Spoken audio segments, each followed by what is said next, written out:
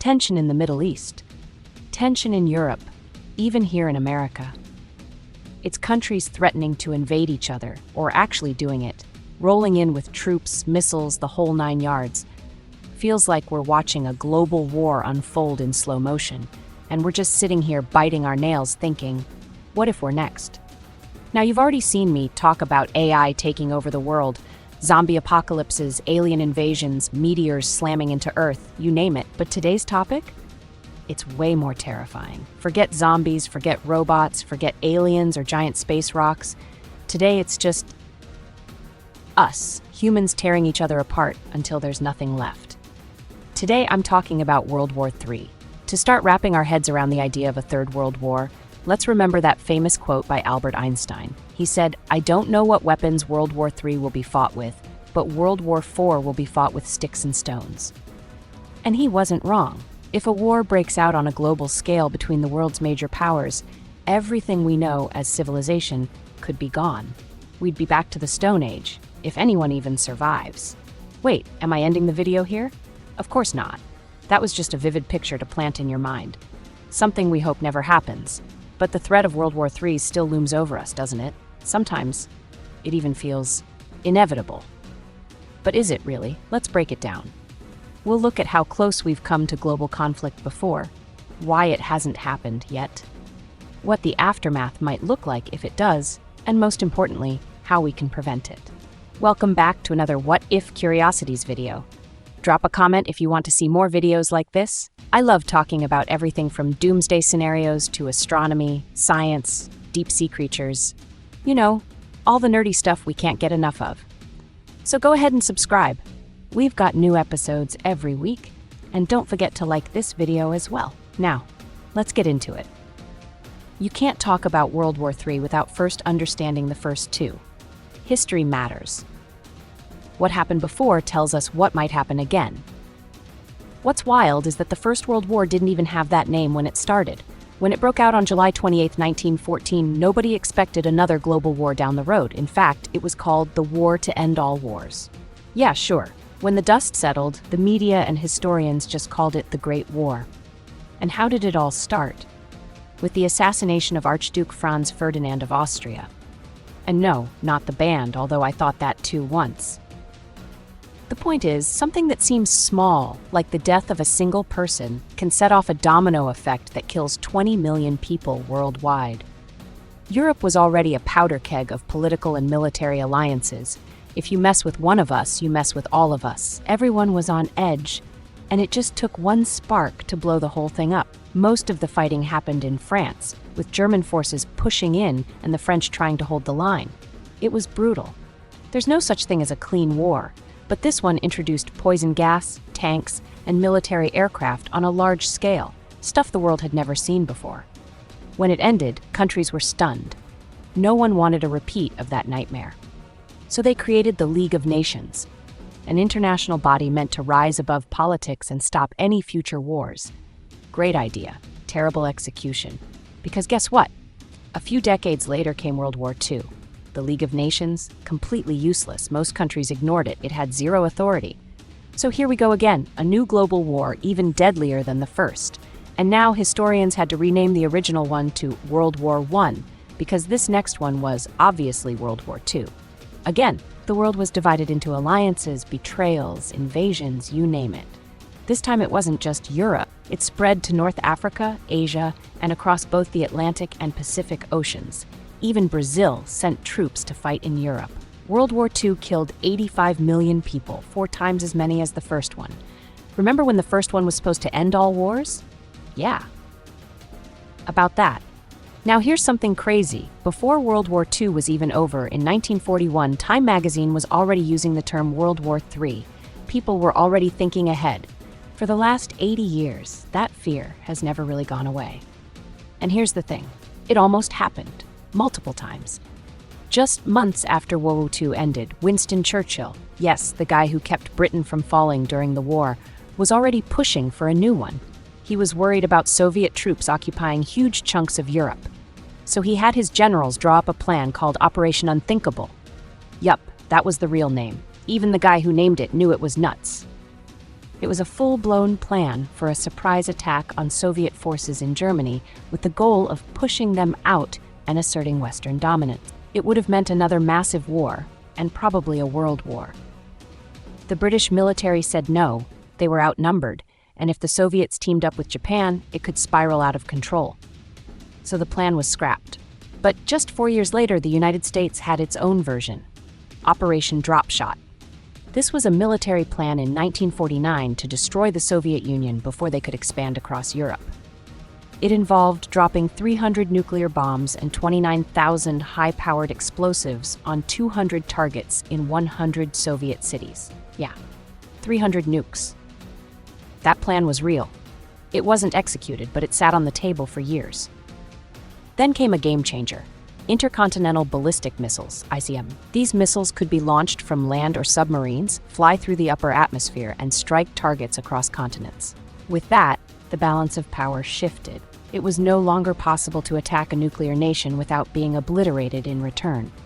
Enter MAD, mutually assured destruction.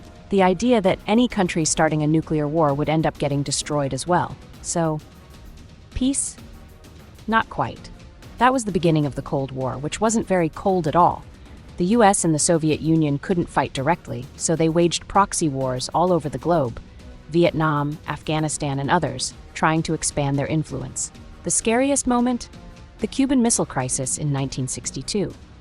The Soviets wanted to install nukes in Cuba right next door to the US. It was like your neighbor setting up a machine gun on his front porch and pointing it at your house.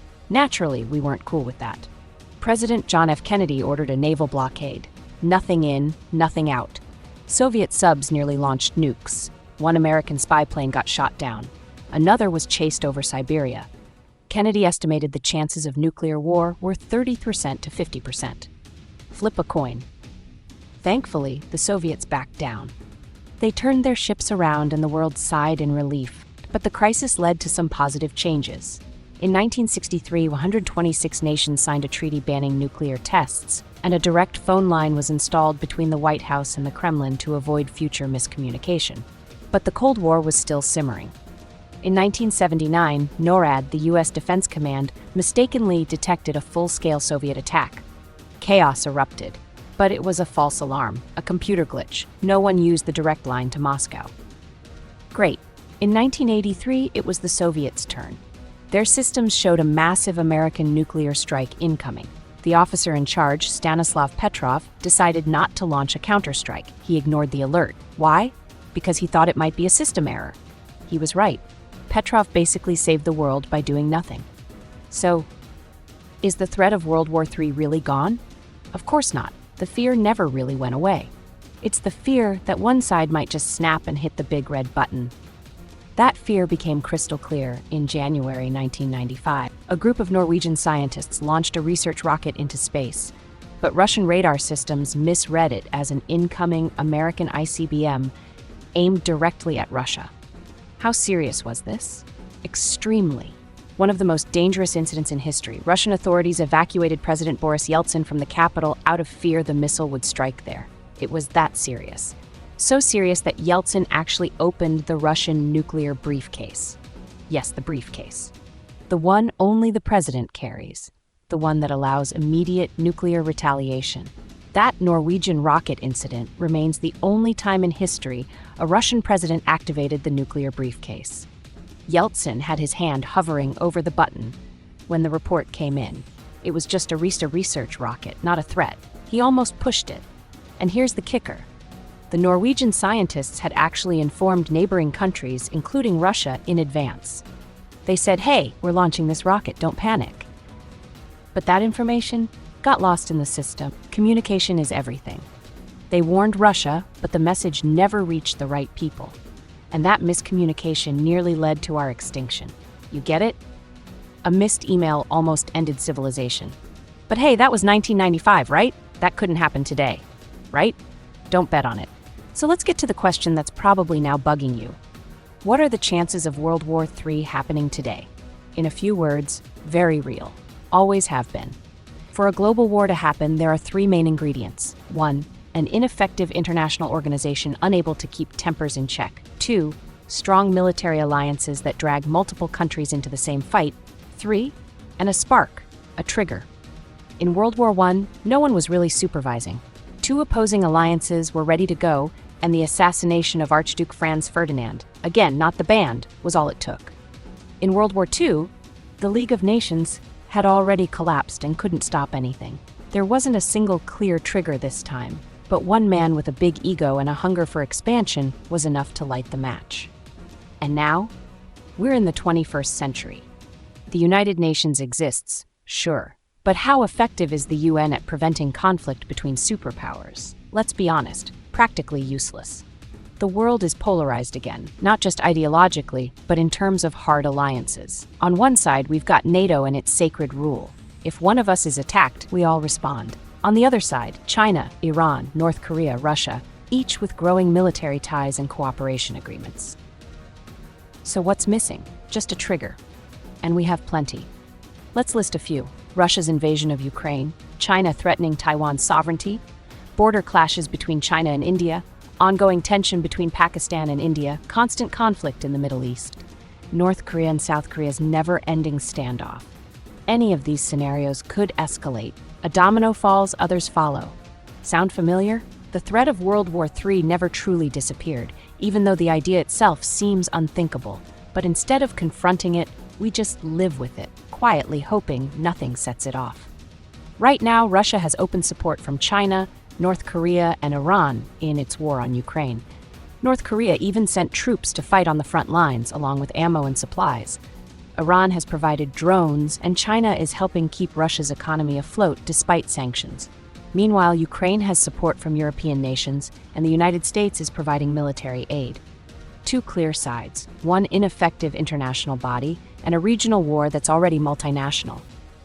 If we look at Ukraine honestly, it already is a world war, just geographically contained. It's a storm in a bottle. Now, swing over to Taiwan, another powder keg. China considers it sovereign territory, non-negotiable. But Western nations keep suggesting Taiwan might go independent. Every so often, China runs military drills in the area. The balance is razor thin. If it breaks, Japan could be pulled in due to its proximity and U.S. military bases. The United States has pledged to support Taiwan. Australia has said it would join in too. Then you've got Indonesia, Malaysia, and the Philippines potentially joining. At that point, 3 continents are involved. Sounds pretty global to me. And don't forget North Korea. They've got their finger on the nuclear button. The U.S. has nearly 30,000 troops stationed in South Korea. The tension there has been constant since the 1950s. Again, all it takes is a trigger. Now, let's talk about Henry Kissinger. You've probably heard of him. No one understood global political strategy like he did. The man lived to be 100, served as U.S. Secretary of State and National Security Advisor, and even won the Nobel Peace Prize in 1973. In 2023, Kissinger gave a major interview to The Economist, where he warned about the rising power of China. He said, "We're in a classic pre-World War I situation, where neither side has as much political room to compromise, and any disruption of the balance could lead to catastrophic consequences." He also sounded the alarm on AI. He said AI could become the tipping point, automated weapons systems that don't require human decisions, weapons that can't be stopped. Let that sink in. "We now live in a world of unprecedented destructiveness," he said. "In the past, geography and technology limited your ability to completely destroy your enemies. That limit no longer exists. Every adversary is now 100% vulnerable." Remember MAD, mutual assured destruction? Kissinger warned that AI might break that balance. If one country develops an automated system fast enough and accurate enough to neutralize its opponent before they can retaliate, then all bets are off. And if one country even thinks another is close to achieving that, war becomes inevitable. It's the idea that I can strike you and you won't be able to strike back. That's terrifying. If you lived through the 1980s, you might remember Star Wars, not the movie, the U.S. military project. Officially called the Strategic Defense Initiative, it was designed to place satellite-based defenses in space to shoot down Soviet ICBMs before they could reach U.S. soil. The Soviets were furious. It destroyed the idea of MAD. They warned, "Shut this down, or we go to war." It was a situation eerily similar to the Cuban Missile Crisis, just flipped. This time, we were the ones giving ourselves a huge nuclear advantage. Thankfully, the US backed down and the project was canceled. Feeling nervous yet? It's okay. Take a breath, because here's the good news. Most experts agree. The odds of World War III ending in nuclear annihilation are low. Yes, that's right. It's possible to have a third world war without nukes, just like we're seeing now in Ukraine. Among military leadership, the use of nuclear weapons isn't seriously considered in most conflict planning. Even if a nuke were to be used, it would likely be a tactical weapon, limited in scope and damage. Thankfully, most of the Cold War nuclear stockpiles have been dismantled. The world's arsenals today are more advanced, but also more regulated. Still, in 2021, the world had about 13,410 nuclear warheads available, and that's just what we know. The real number? Probably much higher. Of those, thousands are live, armed, ready to go, right now. Some can be launched within minutes. Even worse, many older weapons were dismantled so that newer, faster, more precise ones could take their place. No one wants to be the first to use them, but the fear still lingers. Russia has repeatedly threatened nuclear use during the Ukraine war. So far, it's just been talk. As for the US, the doctrine has always been clear: we do not launch first. Nuclear weapons are a last resort. But let me ask you something, and I'll answer it too. Why is nuclear war so terrifying? Back in 2008, a group of top minds gathered for the Global Catastrophic Risk Conference. They estimated the risk of humanity being completely wiped out by nuclear war this century at about 1%. 1% might sound low, right? But that's a huge risk when the outcome is literally the end of everything. It's true. Not every missile would launch. Not every one would work. The whole Earth could be destroyed 100 times over line, you've heard? That's a myth. Just like the idea that we only use 10% of our brains. False. We use our whole brain, just not all at once. You're not doing math, riding a bike, solving a Rubik's Cube, and falling in love simultaneously. It just doesn't work like that. So let's go back to nuclear arsenals for a second. This idea that nuclear war would kill all life on Earth, where did it come from? It started with really simplistic math. Something like, if the bomb dropped on Hiroshima killed X people, and today's nukes are 1,000 times more powerful, then they must kill 1,000 times X. That's just a glorified rule of three, assuming, of course, you manage to find a city with a population 1,000 times that of Hiroshima. But the world doesn't work that way. Maybe if you gathered all of humanity in one giant city, lined everyone up shoulder to shoulder, and dropped every single nuke we've got on it, then yeah, maybe extinction. But civilization doesn't operate like that. Let's talk numbers so you can get a sense of scale. The total explosive yield of all nuclear weapons on Earth, it varies depending on the estimate. Why? Because nuclear stockpile data is classified. You're not going to find that in a YouTube infographic. So experts have to make educated guesses based on open data. Back in 1980, the global nuclear arsenal was estimated at 13,000 megatons. Since then, a lot of that arsenal has been dismantled. Some say today's total might be more like 3,000 megatons. But let's be pessimistic. Let's round up. Heck, let's go all out and assume 20,000 megatons, even though that's higher than most estimates. Now ask yourself, if we detonated every single nuclear weapon on Earth all at once, would the world end? No. And how can I say that with confidence? Because Earth has seen worse. Nature has built in extinction machines way more powerful than nukes. Let me introduce you to Mount Tambora. In 1815, Tambora erupted with a force of 30,000 megatons. Yeah, a single volcano exploded with a yield 50% greater than the total global nuclear arsenal we're assuming here. The eruption threw so much dust into the atmosphere that 1816 literally didn't have a summer. You heard that right, no summer in 1816. Crops failed? Famine? Did humanity go extinct? No. Did life on Earth end? No. Was the planet destroyed? Again, no. And Tambora isn't even the biggest eruption we know of. Brace yourself. This next one sounds like a joke, but I'm serious. The largest known volcanic explosion happened 74,000 years ago, and it was at Mount Toba. Yeah, I know, Toba. Stay focused. Toba's eruption was 1,000 times more powerful than our 20,000 megatons of nukes. That's 20 million megatons. It launched 2,800 cubic kilometers of material into the sky. That's 17 times more than Tambora's explosion. And what happened? The human population dropped to just a few tens of thousands worldwide, a near-extinction event. But did it end humanity? No. Did life on Earth stop? No. Did the planet explode? Still no. Want one more? How about the asteroid that wiped out the dinosaurs? That was a 70 million megaton event. Guess what?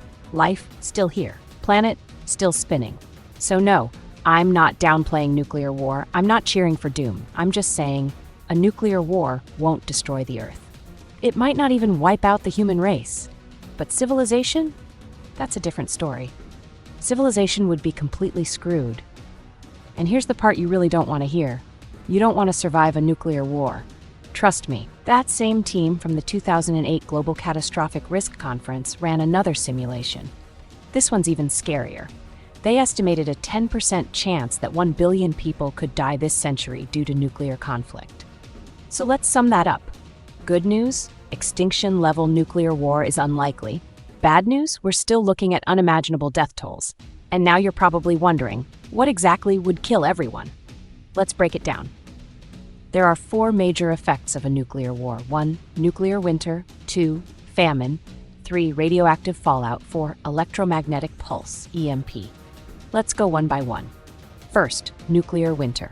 This term came about in 1983 when a team of scientists, including the legendary Carl Sagan, ran climate models to see what would happen if large-scale nuclear war vaporized enough material into the upper atmosphere. And spoiler alert, nukes vaporize stuff that was never meant to be vaporized. All that debris has to go somewhere. It forms thick, dark clouds that block sunlight. Picture it, a sky so permanently overcast, so dense it never clears. Or just picture the sky from The Matrix. That's basically it. Artificial night, global darkness. Fast forward to 2007, newer computers, better models. Same result, nuclear winter is real.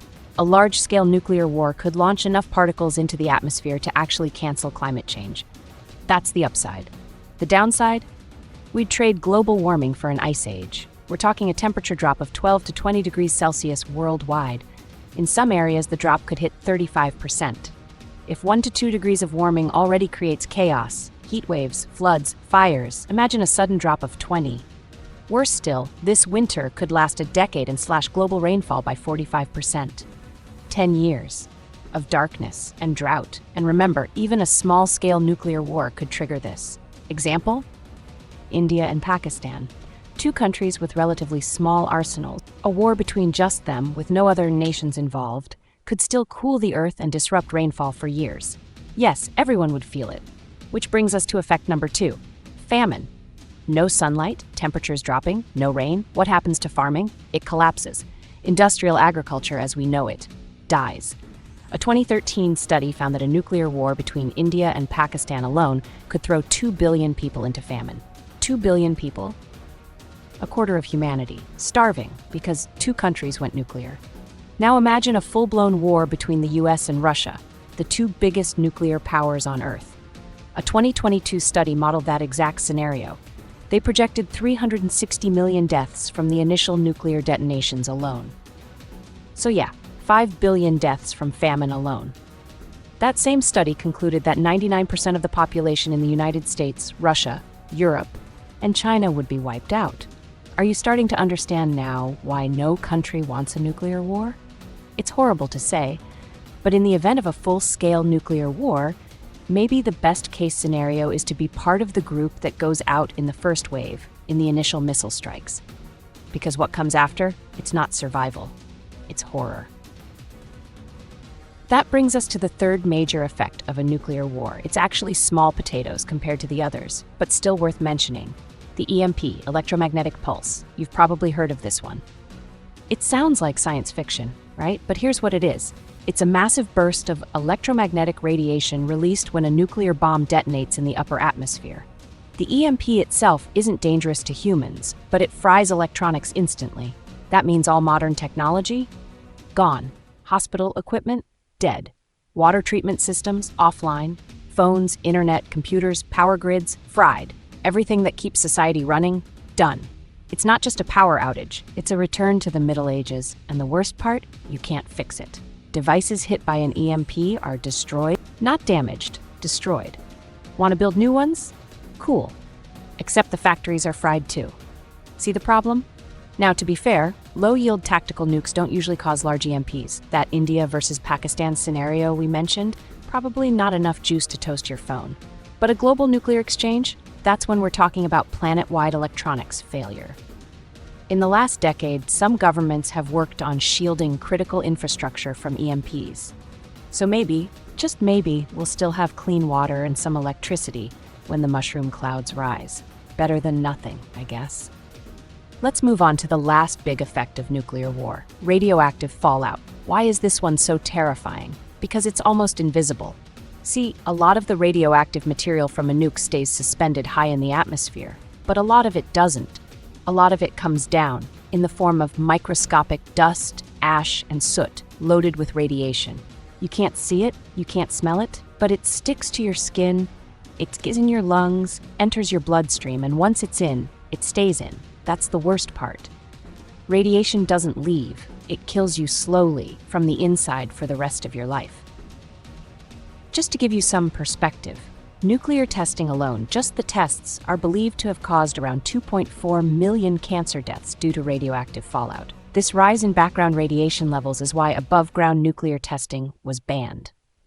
Who tested? Everyone else now has to go underground.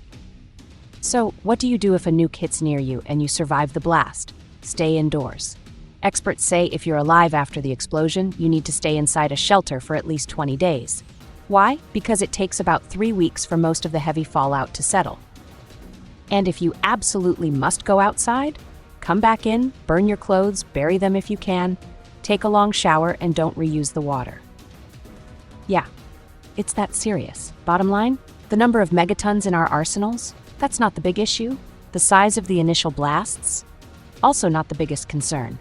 The planet will survive, but civilization won't, because nuclear weapons have long-term effects that no volcano on Earth can even begin to replicate. Most victims won't die on day one. They'll die in the weeks, the months, the years after it starts. So how do we stop this from ever happening? If you made it this far, you're a survivor. First, because this video was just one horrible scenario after another. Second, because you've already survived multiple close calls that humanity's faced before. Now we have to look forward. Here's the good news. There is something we can do. We can stop World War III before it ever begins. Remember what we saw in history? It always starts with 3 things: polarization, lack of unity, and a trigger. And the trigger? We can't control it. It could be anything. A rogue nation, a misunderstanding, even a single bad actor. But polarization and lack of unity? Those we can fight. The League of Nations failed to stop World War II. The UN today seems weak, but it's not alone. Look at the European Union. It's a political structure that transcends borders and keeps the peace. For centuries, Europe was the stage for brutal wars, including both world wars. Today, a war between France and Germany is unthinkable. That's progress. That's hope. Since the end of the Cold War in 1989, the world has gotten less violent. Stats don't lie. Since 1946, there have been 254 armed conflicts globally. Out of those, 114 were classified as wars. But by 2013, only 7 of the ongoing 33 conflicts qualified as wars. That's a 50% drop since 1989. So even if it feels like tensions are through the roof, we've actually come a long way.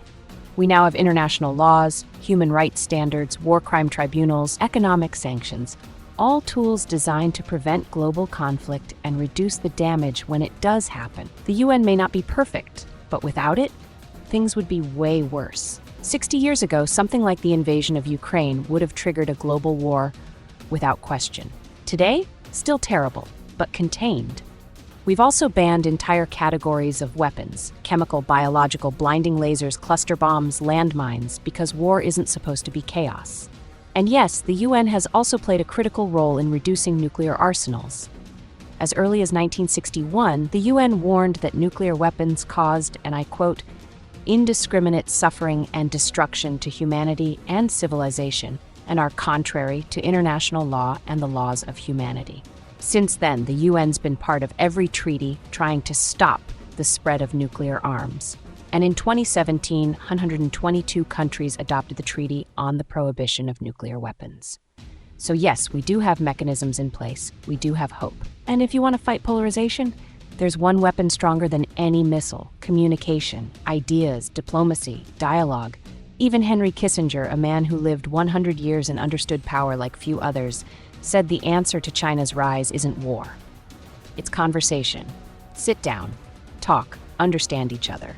Kissinger once said, "Is it possible for China and the United States to coexist without threatening each other with total war?" I believed it was, and I still do. He believed in honesty, in acknowledging the danger, and choosing peace anyway. So I'll leave you with this final quote. It's from a 2018 article published during the World Economic Forum, titled "How to Prevent World War III." It ends like this: "It's time we abandon complacency and become more realistic about war, peace, and ourselves.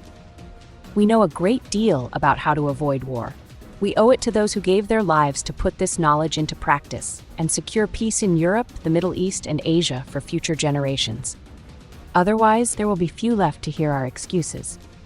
Peace is possible. We have to believe it. We have to demand it. And we have to do our part every day." If you made it this far, I want to hear from you. What do you think? Does the idea of World War III keep you up at night? Had you ever thought about the scale of nuclear war before? Leave a comment below. I'm reading every single one and always looking for new suggestions for this series. If you're enjoying these videos, let me know. And don't forget, smash that like button, subscribe, and hit the bell icon so you never miss out. Thanks for watching, and I'll see you in the next one. Peace out, everyone.